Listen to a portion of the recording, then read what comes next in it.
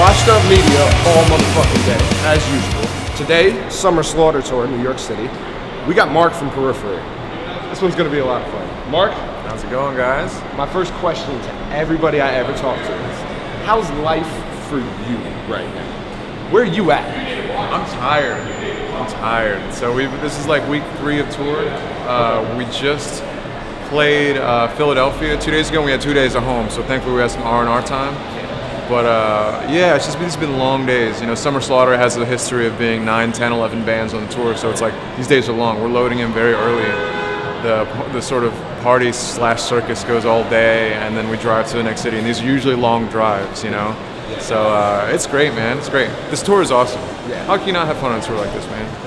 Yeah. Now, my next question actually is about Summer Slaughter itself. Now, Periphery isn't a stranger to it, but you might be being kind of new. Did you play the last one? I did, yeah. I mean, I've been in the band 2 years now, and we did the last Summer Slaughter. Yeah, it's like time does fly. We were on the last Summer Slaughter, and I don't know, the vibe was a little different. It was more of a death metal vibe last year, if you guys remember. It was Cannibal on top and Between the Buried and Me, and just across the entire lineup. Faces was on it. More of a death metal vibe, you know? Yeah. We still got the death metal bands on this one, but I feel like, I don't know, it's a little bit more of a different direction. Progged it up a little bit. Progged it up. We put a little prog in the middle.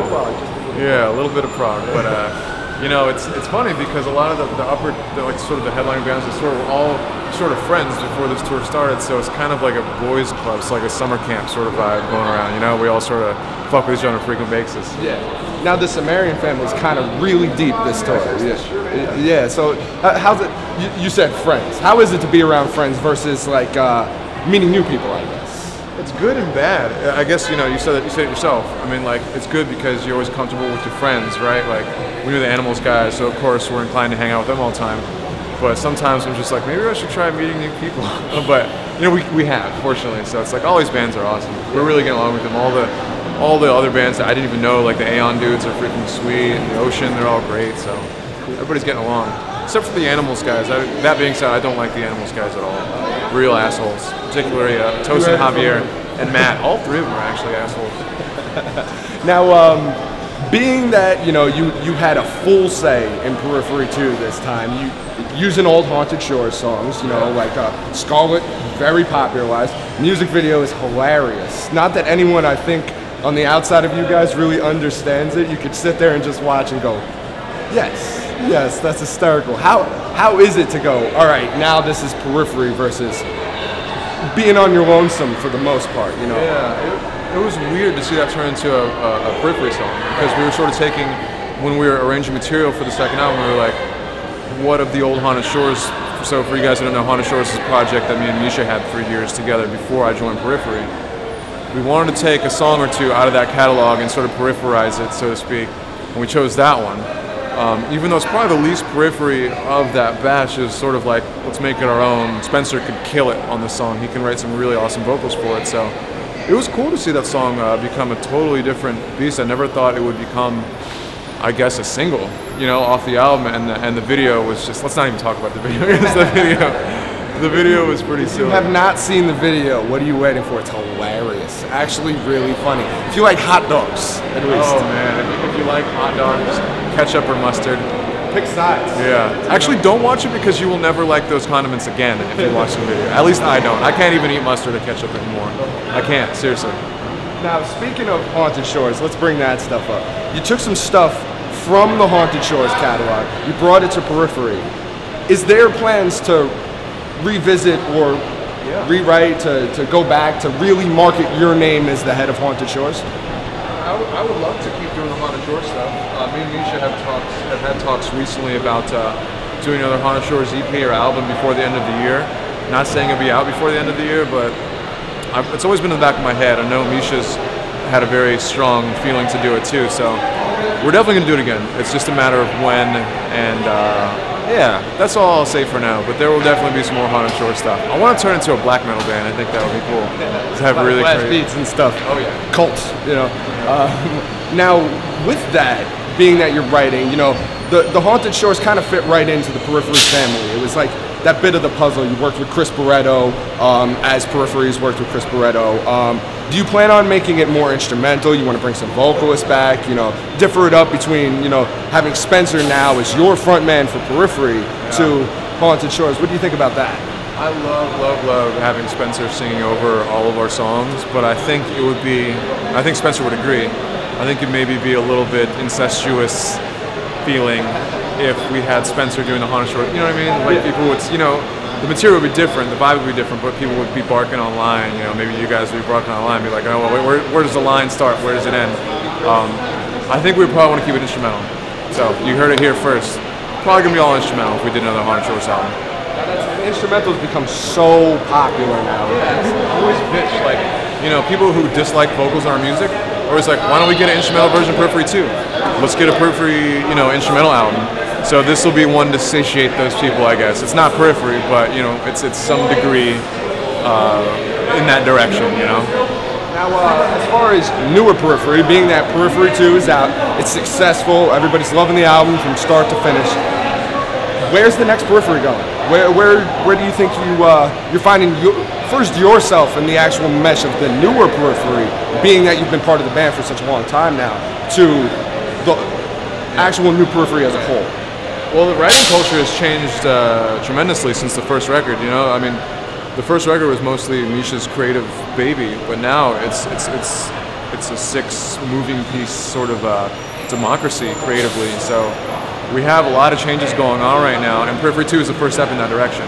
The content now is way more varied and dynamic and just unpredictable, I guess would be the answer, you know, and we're generating a lot of content. The hardest part for us is going to be sort of trimming the fat and seeing what works best together in terms of an album, in terms of the context of arranging an album that makes sense from front to back.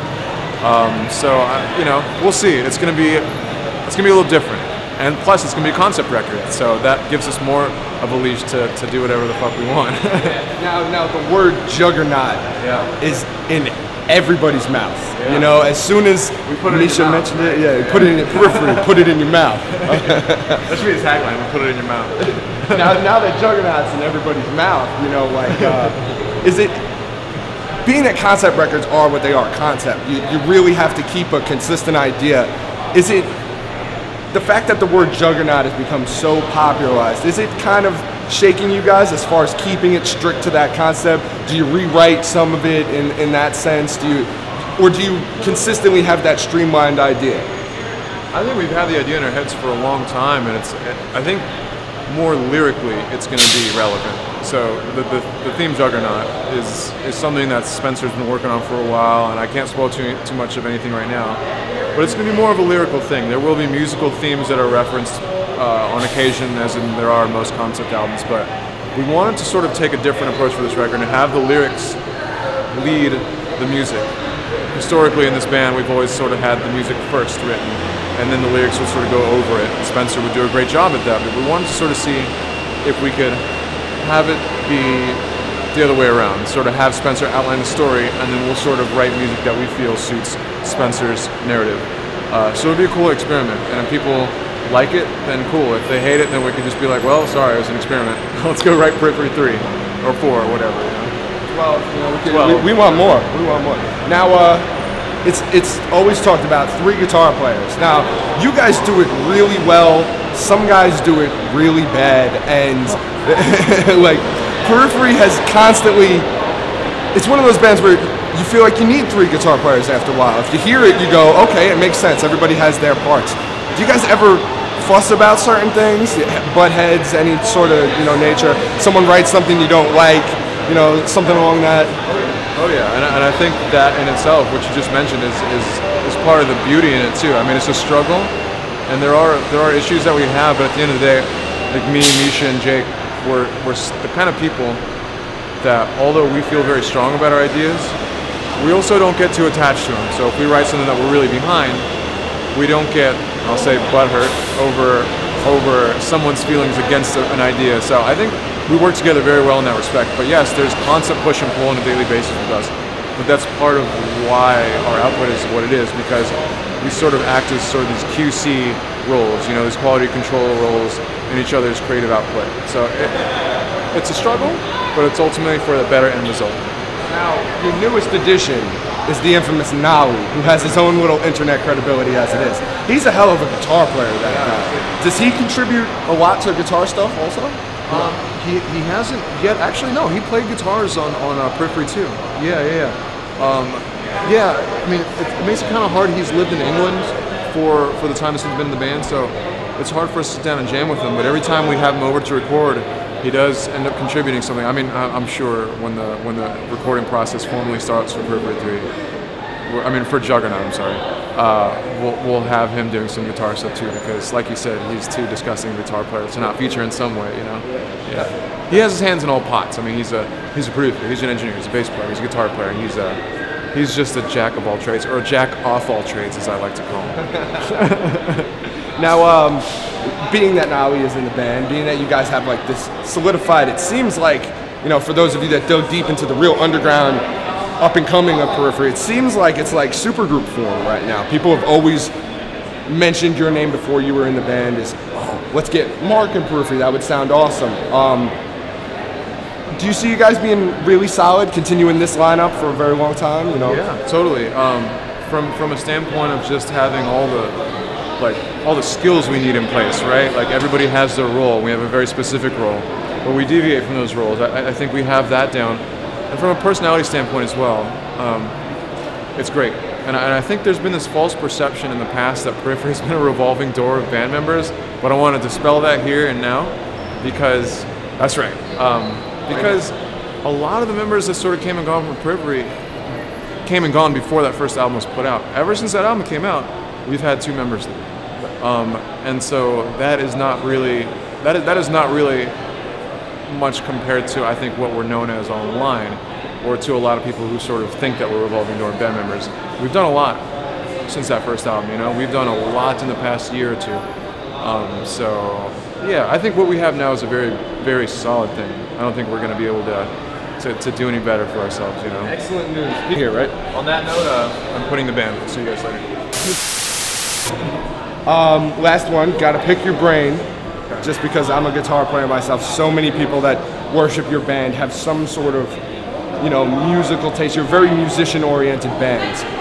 Aside from the outside success, I know plenty of musicians that worship you guys, but stage, you guys 3 guitar players. I noticed you guys are all playing something different now. Yes. Now, like, why do you play Ernie Ball, right? I play Ernie Ball, yeah. Jake plays Ibanez. Misha, he floats around. He's a free agent, as he likes to say. He doesn't have one that he really likes. He likes to have all of his toys. I've seen the new Jacksons. Yeah. Oh yeah, he's really liking those new Jacksons, and those, I have to say, those are some of my favorite guitars that he has. Those are sick. Why Ernie Ball? Why the Ball family? Because ever since I was younger, like I used to love those guitars, and I never thought about sort of making them a main guitar because they were so damn expensive when I was a kid. But you know, now I guess the leash is a little bit longer, and I can go and sort of look for the guitar that I want. I'm very much a creature of habit.